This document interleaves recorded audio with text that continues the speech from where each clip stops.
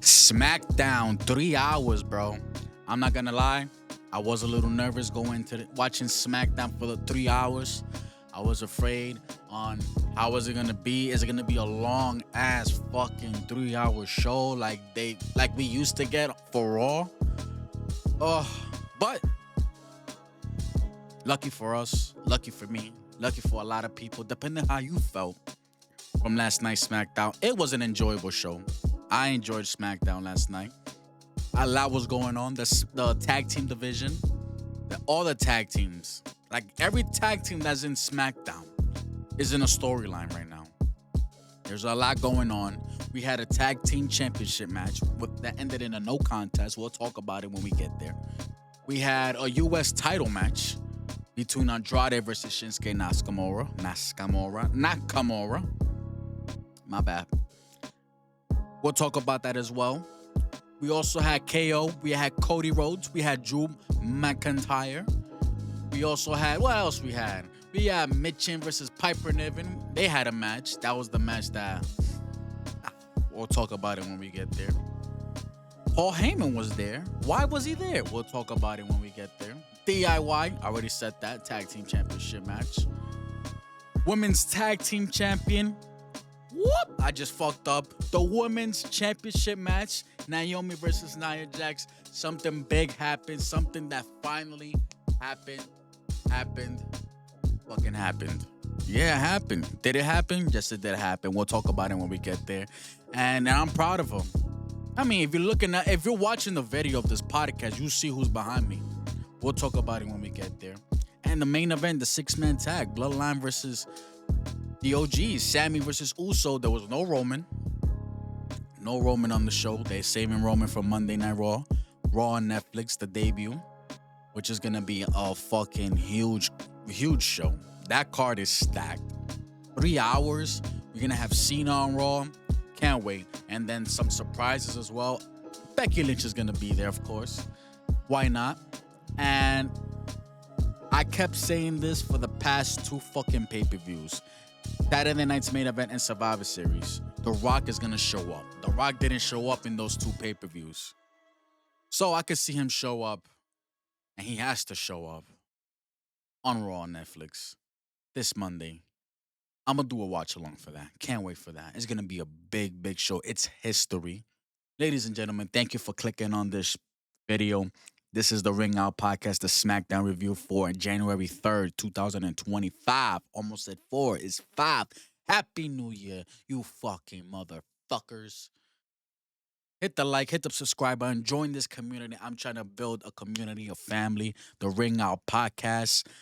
I'm talking about pro wrestling, mostly WWE, to be honest. I'm not gonna get into the other company, the competition, because are they really a competition? No.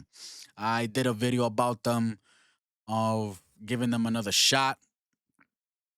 And I did not do a review because I did not enjoy that show. I'm gonna give them one more week. After that week, after next week, let's see what happens. If I review it or not. I was gonna give it to them. I was gonna give it until All In, which is in June, but it looks like New Year's same old shit. So I'm like, you know what? It ain't worth my fucking time. We got 3 hours on Raw, 3 hours on SmackDown. That's 6 hours a week of wrestling. I don't need to add 2 more hours. Get the fuck out of here. I don't do NXT, ladies and gentlemen. I'm sorry. It's just not my thing. But yeah. This is the Ring Out Podcast. I go by the name of Papa Jr. Please hit the subscribe. Help me build this community. I'm not going to waste your time.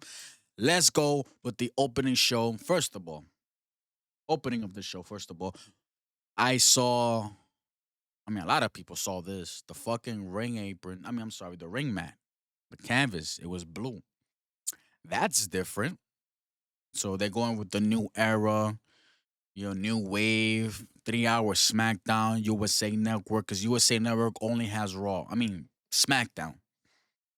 So they want to change it up. They want a different feel. They're trying something.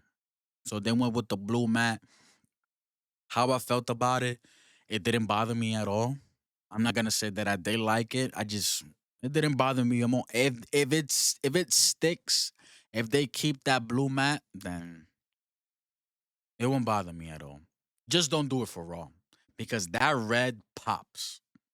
The color red pops way more than the blue does. The blue is like a cool color. It doesn't, hurt the eyes, the viewers, back at home. Some people they're bothered by it. They want the white. They want the white canvas. I don't really give a shit. If y'all want to keep the blue mat, y'all could keep the blue mat. I don't care. It didn't bother me. It was unique. Yeah, man. Cody opens the show, makes his way to the ring. Cody says a lot is changing in the WWE. Also, he is not cleared to wrestle, all because of Kevin Owens.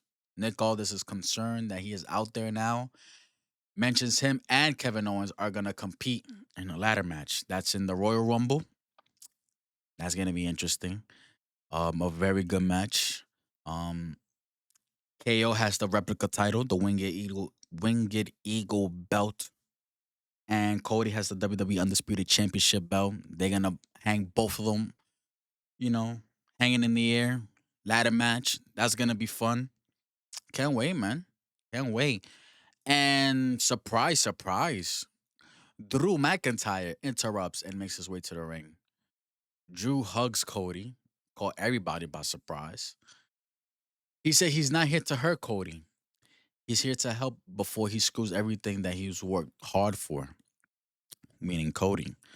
Cody is not he is not on Drew's list. Says Cody is the centerpiece of this business and this is the greatest generation in history. Not the 80s, not the new generation, not the attitude era. Right now is the best of all time and Cody is the quarterback of it all. But it's about to score it all. Nick Aldis won't clear Cody, and you're gonna face someone that has a replica fucking title, looking like a fucking idiot, just like the people in the fucking crowd with their replica titles. That was funny when he said that. They are promoting him as world champion in live events. Drew says Cody needs a friend. Cody interrupts him. Cody says he wants to believe that Drew is telling him the truth. Drew says he is. But Cody doesn't believe anything he says. Saw him from afar that they both had to leave the company, make their name, and come back better than ever. But says that he doesn't believe in Drew. So if Drew wants to fight, then they can fight. Cody says for the championship. So automatically, Cody is thinking that Drew is up to something and he wants the championship. And I'm like, bro, if you want to fight, you want to fight. That's some typical baby face type of fucking behavior. Which I get it, protect yourself from the heel. But Drew McIntyre is like, to me, Drew McIntyre is more of a tweener. He's just so realistic, He's realistic. He's out for revenge against the bloodline. And if the people wants to fucking follow him, he'll because he still does that 1, 2, 3 count when he about to get the claymore to his opponent. And if the people are behind them, then fuck it, good. But if the people are against them, which is the majority of the fans,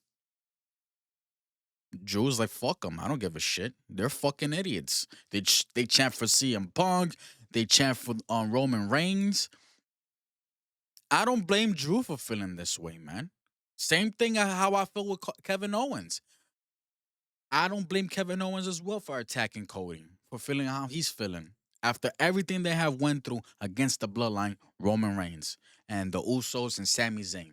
I don't blame him, bro. I do not blame him at all.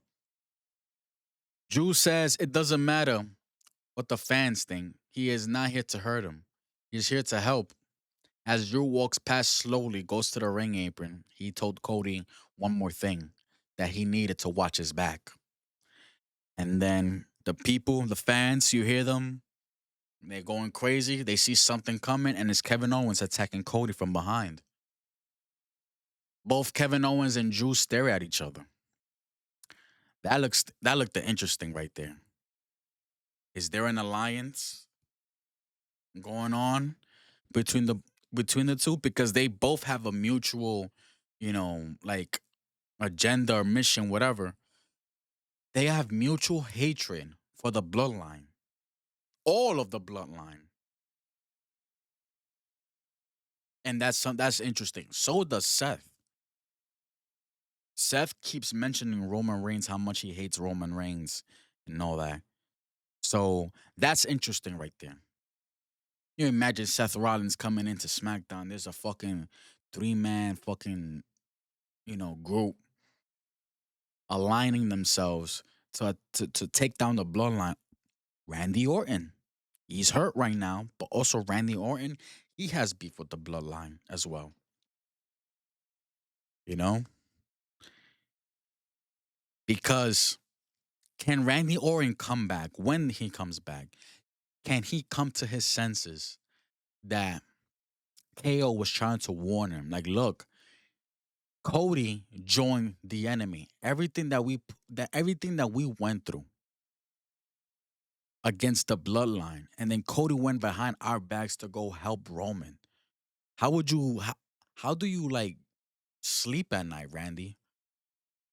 Thinking like this is okay for Cody to do to betray us like that after everything that we have been through to protect this guy and to help him finish his story. So that power driver could have been like a wake up call, like wake the fuck up. Cody is helping the enemy, and you're helping Cody. Like you're letting this guy just do whatever he wants, go behind our back, basically betrayed us after everything you like. Come on, how many times am I gonna repeat myself? It writes for itself, bro. So I can see Drew, that KO, and Randy, the four men, have that one agenda: take down the Roman Empire. Because Roman can win on Monday, get the Ulafala back, and the bloodlines back. I don't know. Drew could interfere with that match and have Roman fuck over Roman and Solo, but I just can't see Solo retaining the Ulafala because there's so much you can do when Roman has the Ulafala. Have Drew come in because Roman's on Drew's list. Roman's on Drew's list, and there's so much you can do with that match. With that, I can see Drew McIntyre versus Roman Reigns at WrestleMania. Even though it's long, it's a long way to go. WrestleMania's in April, almost the end of April. But imagine Roman Reigns versus Drew McIntyre. Now that I think about it, who would you have win? Drew McIntyre, he wants his revenge after everything he has been through. You know, fucking, he had the title one. What was that? WrestleMania last year?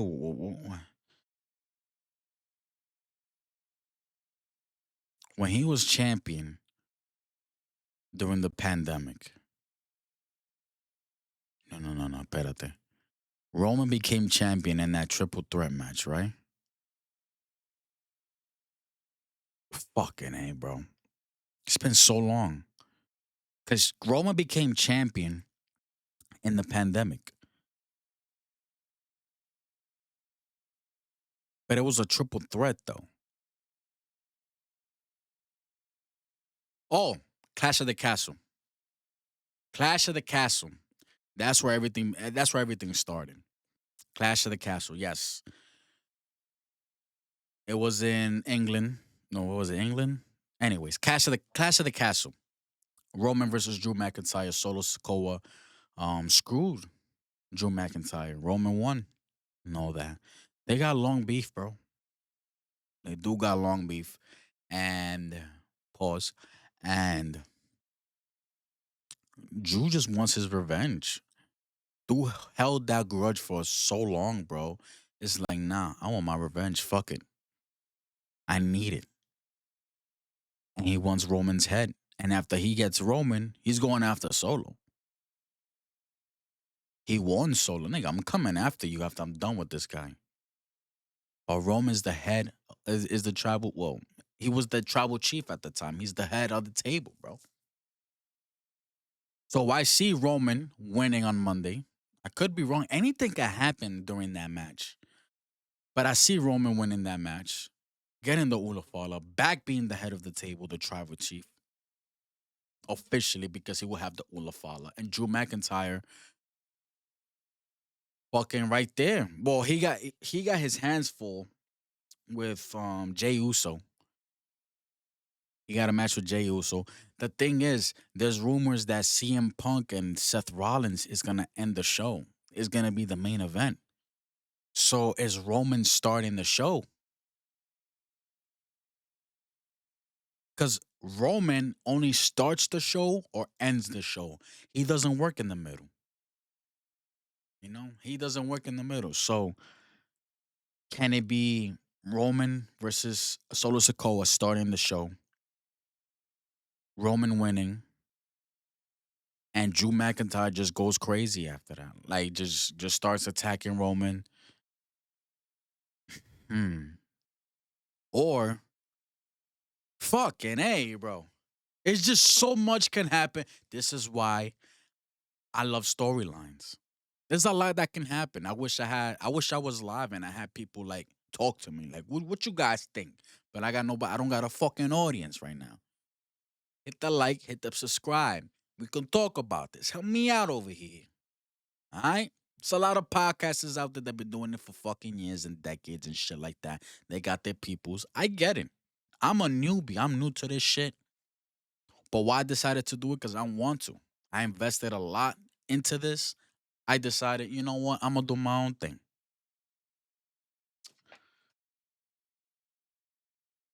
Roman Solo opening the match, opening the show. Because I see Drew McIntyre either interfering, getting involved, maybe failed, and still Roman goes on top. Because Roman has to open the show. Unless he decides, you know what? All right, I'll go in the middle of the show. Or he'll be second to last, like some double main event type shit. Because they said Punk and Rollins are closing the show. So, and Rock has to show up as well. So if Rock, I saw that Rock is gonna be on some award show, whatever, and it's like 20 minutes away from the Intuit Dome. That's what it's called in LA. So Roman has to. I mean, The Rock has to be getting involved, not during the match, but coming after the match. Hmm. Because that award show is gonna start at the same time as the Monday Night Raw. I'm assuming. Come on, 8 o'clock. It's a lot, bro. It's a lot, man. I wish I had, like I said, I wish I was live and people would talk to me and let them know what they think. Help me out here. But it is what it is. I wasted too much time. But this is good conversation, though. Great conversation. A lot could happen. Me personally, this is what I think. Roman's going over. Drew still fucks shit over. Like after the match, fucks up Roman. Fucks up Roman. The Rock shows up. Drew takes the Ulafala and hands it to to The Rock. How about that? And Roman still got something to chase. He is the tribal chief, but he doesn't have the Ulafala due to the fact he got attacked by Drew McIntyre, and Drew McIntyre handed the Ulafala to The Rock. And Solo has to help Roman because he lost to Roman, and he has to acknowledge him as his tribal chief, even he doesn't have the Ulafala. That is the rules of the tribal combat. So let's see what happens. I spoke too much about it, but that's okay. This is a podcast. We speak our minds about pro wrestling. That's what's the beauty about storylines. Unlike the other company. Yeah, I'm gonna throw fucking shades. I don't give a fuck. Anyways, Drew, KO, they stared at each other. Then KO kept pummeling down on Cody Rhodes. Officials come out, they separate them. Cody fights back, separate them again. And yeah, KO leaves, and that's it, man. Good way to start the show. Hot. This feud is great. Kevin Owens, Cody Rhodes. I'm enjoying the feud, man. I really am. And we got our first match of the night: Andrade versus Shinsuke Nakamura, United States title match. Now, the way I do my matches on my podcast, I don't speak about how it started. I go to a later point in the match to get close to the end because the matches always start slow. But if something big happens in the start of the match, then I write my notes and I point it and I'll speak about it. But most of the time, matches they start slow and then they build up as it's supposed to, and then I pick up, where I feel like okay, things are picking up. Later in the match, Shinsuke exposed the top turnbuckle, but Andrade drops kick Shinsuke and goes back first into it. Shinsuke drops in the corner. Andrade goes for the other corner, runs Meteora, goes for the pin, kick out by Nakamura. Andrade goes to the top. Moonsault lands on his feet because Nakamura moved, but another flip by Andrade lands it. Another pin, kick out by Nakamura. Andrade was going to deliver the message, his finisher, but Nakamura countered with a spinning elbow. Then Andrade fakes the boot and hits his own spinning elbow. I love that shit.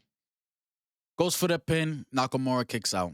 Andrade sits Nakamura on top of the turnbuckle, gives him a chop, goes up to the top for a suplex. Nakamura blocks it and delivers the DDT on the ring post, which that looked at fire. Not gonna lie, with that aerial camera angle, this dude gave a fucking DDT on the ring post. Nakamura throws him back in the ring, set him up with the Kinshasa, pins Andrade. 1, 2, 3. Shinsuke retains. You hear L.A. Night theme music goes up. I'm gonna find an L.A. Night little button here. You know, L.A. Night. I'm gonna find this. I could put it in my soundboard here. That's just how. Oh, that would sound dope. Theme goes on. Huge pop from the fans, bro. Dude is still over. Knight runs to the ring, pummeling Nakamura. Tries the BFT. Nakamura counters and leaves the ring. Knight grabs the mic and says, "When you take my title away, things get crazy around here." He wants what he wants. What is his, and that's the U.S. title. Yeah, man. Good match. I enjoyed the match. Nakamura, Andrade. You can't go wrong with these two workhorses. Um, Great match, bro. It was not boring. It wasn't that slow.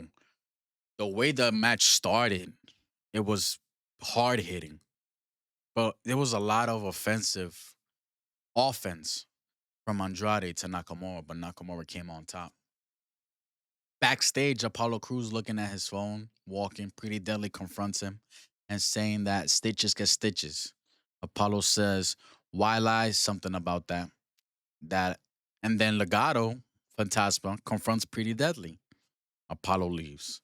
Says if you're gonna lie, then do it to their face, meaning to Garza and Berto.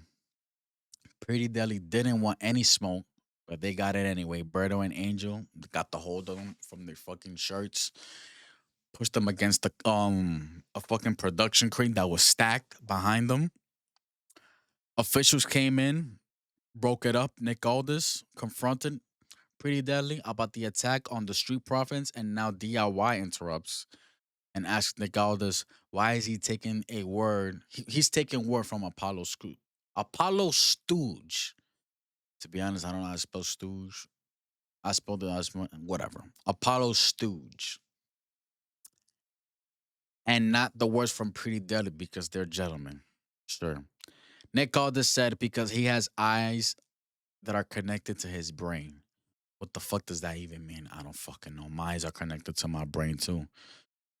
So you're telling me you saw footage? Like there was no footage, bro. You couldn't get a hold on some footage from that backstage brawl, from that attack. Come on, bro. He has eyes and brains. I don't know. Whatever. Whatever. Where we at?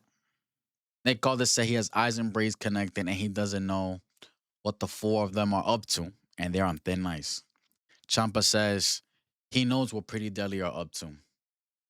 That's after Nick Aldis leaves. Champa says he knows what the Pretty Deadly are up to. They want a shot at the tag team titles, but they have to defend against Motor City Machine Guns first. Johnny tells them it is important for us to walk out of Phoenix as tag team champions, and then they walk away. Johnny was putting it out there like, yo, if we ever, you know, came out as champions and leave Phoenix,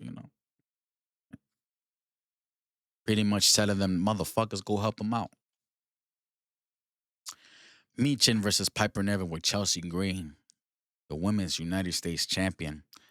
How long has it been already since we had that title match? Like they have not done anything yet with this women's United States championship at all. Chelsea Green just walking around with it, so they're still stuck with Meechin. This is not interesting at all. It really isn't. Um, when you introduce a brand new championship to the fucking world, you're supposed to make it feel important, and they don't feel important. That U.S. women's title does not feel important. It's been 4 weeks already. 4 weeks? No, hasn't been four. It's been 3 weeks. Yeah, 3 weeks. Almost 3 weeks, and still nothing. But fuck it. We did have the holiday break. I'm gonna give it a chance. But it's just like this story they have with Meecham. Like, this is all you have. Is this the only person going after the U.S. title? No, I'm not liking it so far. I'm gonna start with Meechin twerking. She was twerking in her match. That was that twerking was cringe as hell. Ah, Michael Cole got too excited and said that move was called the long back attack. Yikes! Terrible. Pele kick from Meechin goes for the pin kick out by Niven.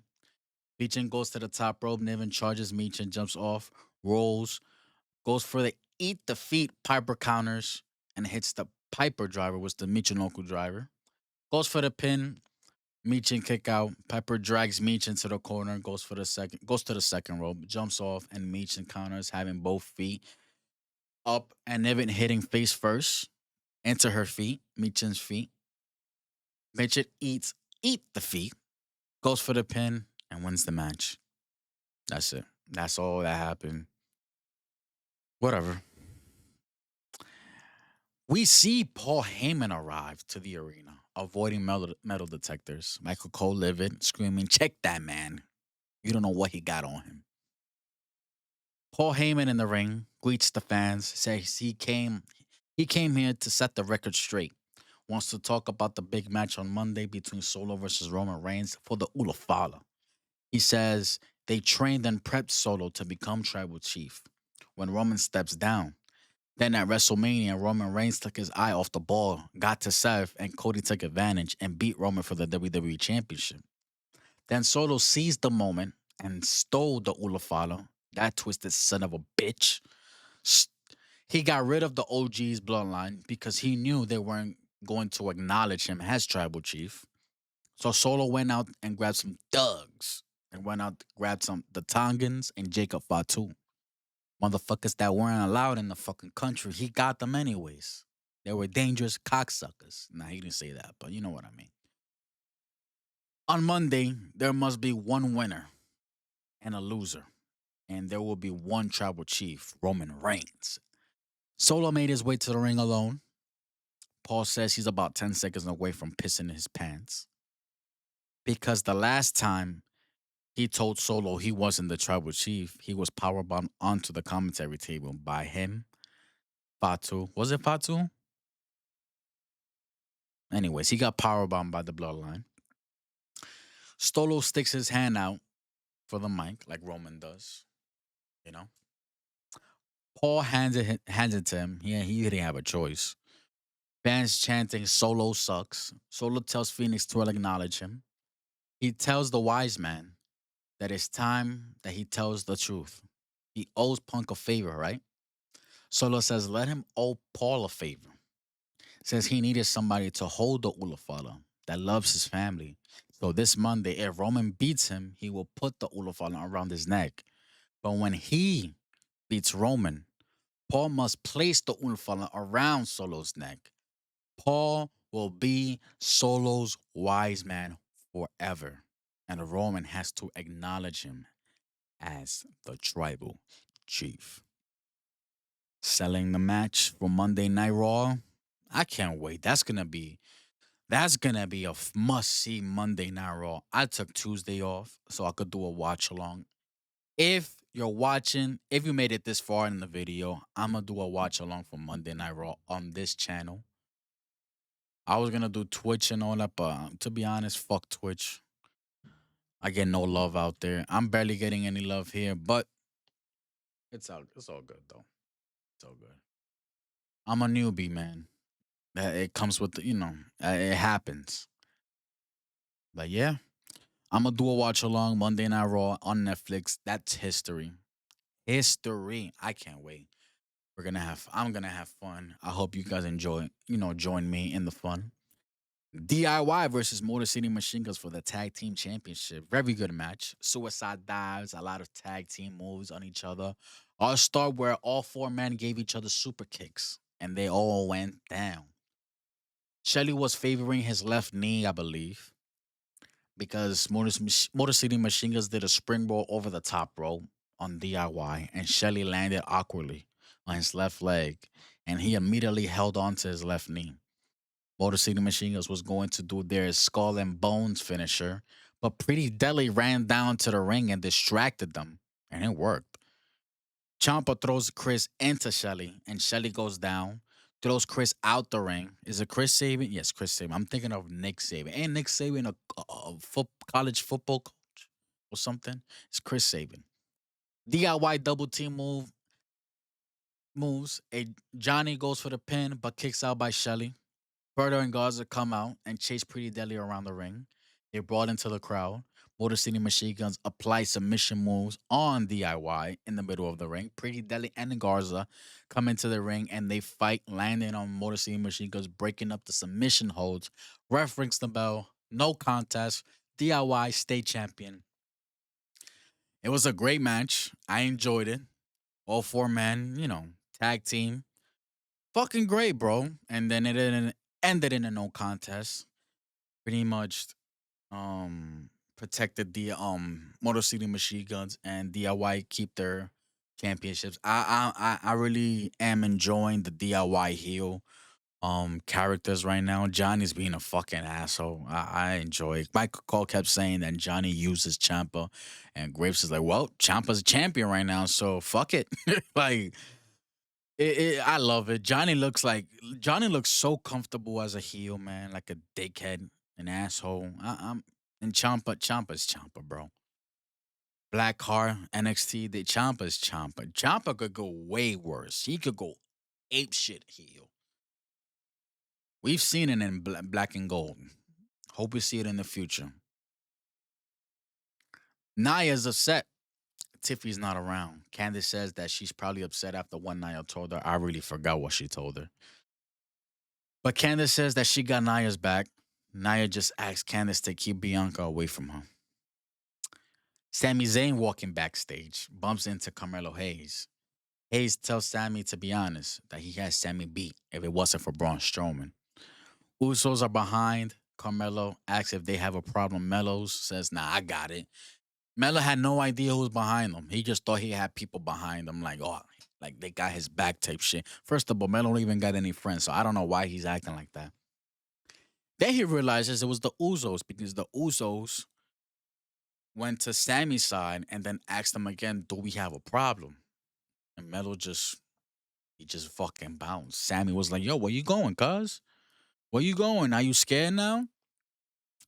Jay Uso asking Sammy, we ready? Yeah, I'm like, yeah, we ready. Sammy's like, I'm gonna go freshen up, comb my hair and all that. So they went their separate ways. The Usos started walking. They bump into Kevin Owens. And Kevin Owens told Jay and Jimmy, watch your backs. Jay's like, man, fuck that nigga, bro. He didn't say that, but you know what I mean. Watch your backs. There's something going on with Kevin and Drew McIntyre, bro. I can't wait, bro. There's something there, bro. The Lions take down the 2025. Oh man, it's gonna be another great year for the WWE. Ugh. I'm excited. Cody walking. Nick Aldis catches up to him and asks him if he's okay. Nick pleads to his hatred. Pleads put his hatred aside for Kevin Owens. Cody tells him he may be the boss, but he's the fucking champion. Don't fucking tell me what to do, you fucking cocksucker. Nah, he didn't say that.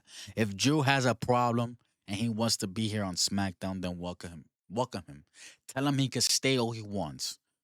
Bring his fucking clothes, his baggage. He could fit right at home. I mean, this transfer window, I don't know. Drew could be on SmackDown. And I'm afraid of this transfer window because Raw, they want superstars, bro. They want superstars. Punk ain't going nowhere. He's staying on Raw. We haven't seen Gunther in a while. I don't know what's going on with Gunther. I don't know, man. I don't know. Roman going to Raw? No, I don't think so. I think he's staying on SmackDown. So bring Drew to SmackDown then. So I say so. Gunther might be staying on Raw. CM Punk going after Gunther, because there are rumors that CM Punk is gonna be world champion at WrestleMania. I don't know, man. Let's see what happens. Let's see what happens. And if Cody Rhodes sees Kevin Owens or sees someone that looks like Kevin Owens, he's going to drop them on sight. You trying to sound tough? You ain't tough, cuz. WWE Women's Championship match. Naomi versus Nia Jax. Ringside Bianca Belair and Candice LeRae. Austin when Naomi hit a suicide dive to the outside onto Nia. Back in the ring, Insecurity. Nia clothesline, but Naomi ducked.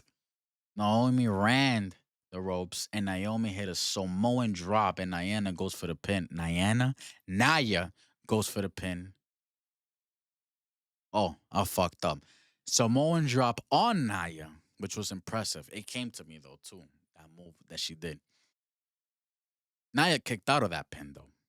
Naomi drags Nia to the corner, going for a split-legged moonsault, but Nia is back up and hit Naomi from behind. Sets her upside down in the corner. Nia runs into her, driving her hip into Nia. Goes on top, goes up to the top, and hits a leg drop from the top on Naomi. Goes for the pin, kick out from Naomi. Nia was going to give the annihilator, but Naomi pulls her down from the top. Naomi goes to the top, hits a tornado DDT, covers for the pin, kick out. During the commercial break, Nia hits a Samoan drop from the top to Naomi. A lot of top rope moves, bro. Coming back from the commercial break, Naomi hits a blockbuster from the top, goes for the pin, but a kick out from Nia. Nia goes, Nia, Nia gain. Oh, again, my bad. I'm sorry. Nia again goes for the Samoan drop, but Naomi counter with a crucified pin, kick out by Nia. Naomi with a submission move, modified leg scissors, camel clutch. Candice gets on her apron. Bianca pulls her down, throws her to the barricade. Nia throws Bianca's tag team title to Bianca, then throws Bianca into the steel steps. Nia gets back in the ring, drags Naomi into the corner, goes to the top. Naomi gets up, kicks Naomi side of her head because she could do that, you know, that high kick. And now Naomi goes up to the top. Nia tries to power slam her, but Naomi countered midair. Tiffy runs out with her briefcase and a ref, saying she's cashing in. As the ref was telling the announcer that she was going to cash in, Tiffy throws the ref over the barricade. Like, what the fuck was that? Hits Naomi with the briefcase. So we all thought it was all planned out that she was gonna help Nia, which she did. Nia retains because Nia hit the annihilator right after the briefcase assault. As Bianca was checking up on Nia, Tiffy tells Nia to get Bianca. Nia does go up to the top for the Naya, but Tiffy blasts Naya from behind with the briefcase. Tiffy throws Candice into the corner ring post. Tiffy leaves the ring. Bianca hits KOD on Naya. Tiffy drags Bianca out of the ring and throws her into the commentary table. Tiffy cashes in, hits the prettiest motherfucking moonsault of all time, pins, and is the new WWE Women's Champion. This was fun to watch. I enjoyed it. I'm happy for this young lady. The fucking what is it? 3 years in the business, and she has done fantastic work, putting in the work. She's great in a ring, great presence, can talk as well, and I'm happy for her, man. This was great. Fooled a lot of people, and then still cashed in. Got the pop from the crowd. And as you can see in the background, if you are watching me in your screen, phone, big screen, whatever, there she is, man. This way. WWE Women's Champion. So happy for her.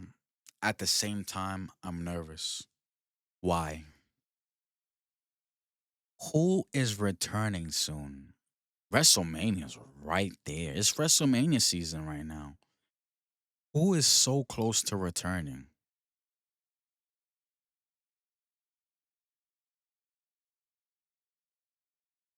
Charlotte Flair. Like, that's what I see happening. Charlotte Flair versus Tiffany Stratton at WrestleMania. Fucking A, bro. If she's gonna cash in the Charlotte in the Bank briefcase, like, why we have to fucking reward her for shit? Why? I'd rather give her the fucking US title, bro. Cause I don't see Tiffy lasting long unless they give her that win over Charlotte at WrestleMania. Charlotte doesn't need the championship right now. Or then. It's like every time she comes back from an injury or doing something and she hasn't been here in a long time, it's like they put her in the title picture right away. Why is that? That's not fair, bro. Why? Because she's Charlotte. Fuck off, bro. Fuck that shit, man. Are they gonna make her win the Royal Rumble? My pick for the women's Royal Rumble is Io Sky. She lost against Liv at Saturday night's main event. She lost against Lyra Valkyria. Got protected for the to advance to the finals for the women's intercontinental championship. Io Sky has been killing it every time she's in the ring. Anything that they give her, she kills it. I see her winning the whatchamacallit, the Royal Rumble, and her main eventing WrestleMania. Against who? Shit, Rhea Ripley versus Io Sky. That's gonna be a great match. That would be a great match. Seriously. And then it's gonna be Tiffy versus Charlotte for some reason. I don't know. Probably Charlotte's gonna win the Elimination Chamber. And yeah, man, I'm sad. Like I feel sad just thinking about it. But that's then. Let's see what happens. But I'm happy for her right now. Tiffany Stratton finally cashed in successfully, and she's the new WWE Women's Champion. I was done with Nia Jax as champion. She did her thing. Whatever. At least she presented herself like a real champion. Every time she defended it, every time Nia defended that champion, she fought like, yeah, this is mine, bitch. You're not taking this shit away from me. And but I'm just glad that that title's off for her. Really am. New women's champion, Tiffany Stratton. Is fucking Tiffy time, cuz. Interview with LA Knight announces he had a talk with Nick Aldis and there will be a US title match. LA Knight versus Shinsuke Nakamura next Friday. Interesting, man. He gonna slap everybody into factory settings. Some shit like that, he said. That shit was funny when he said it. Main event, Bloodline versus Sami Zayn and the Usos. Slow start to the match as usual, but started to heat up when Sammy hit the Blue Thunderbomb on Solo. Then Jey Uso got the tag, takes out everyone on sight. Tonga throws Jey into the corner. Jimmy gets the tag. Usos double team on Tonga. Tama Tonga. He's the only Tonga there. Throws Fatu over the top rope. Tama rolled up Jimmy, kicked out. Neck breaker from Jimmy to Tama, kick out from Tama. Jay gets thrown into the ring post, DDT from Tama. Cover, kick out by Jay. Fatu gets the tag. Talking shit to Jay. You should have acknowledged Solo. Super kick by Jay to Fatu. Tag Sammy in. And now Jimmy. All three OGs hip cannonball into Fatu in the corner, like hard. Double suicide dive from Sammy and Jay to Tama and Solo to the outside. Jimmy goes up to the top, hits the Uso splash on Fatu, goes for the pin. Kick out by Fatu. Both men up. Fatu super kick.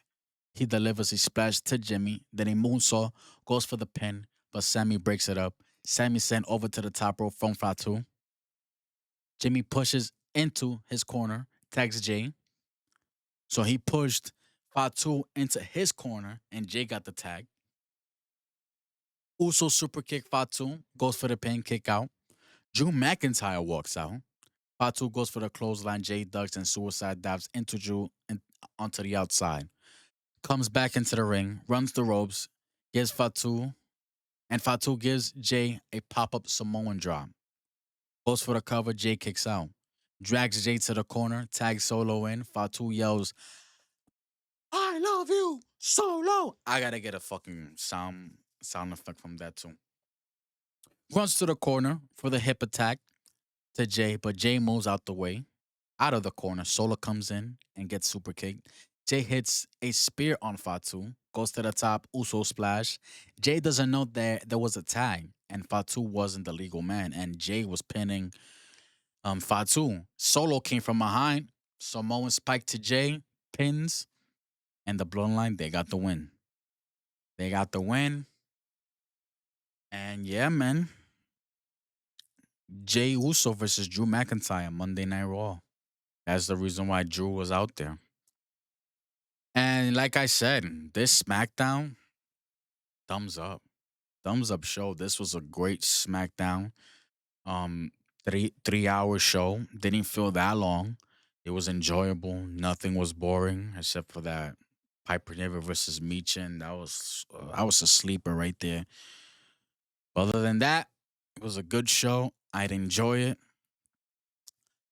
Monday Night Raw on Netflix. Ladies and gentlemen, if you made it this far, I appreciate you. Hit the like, comment down below, hit the subscribe. Let me know what you guys think. What's going to happen on Raw? What you thought about my review on SmackDown? Appreciate y'all. And please join me on the watch along Monday Night Raw this Monday on Netflix. The premiere history happens on Monday, and I'll be here for a watch along. I'm not gonna do a review.